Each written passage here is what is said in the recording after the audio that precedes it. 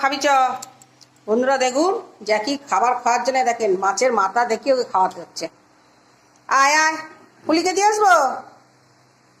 হ্যাঁ খাবি না?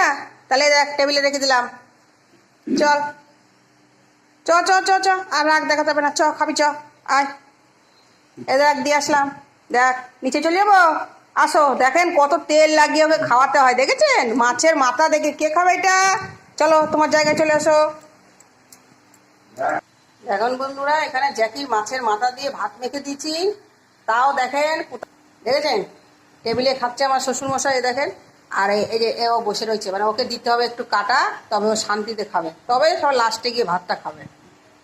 দেখেছেন ওর কি অভ্যাস?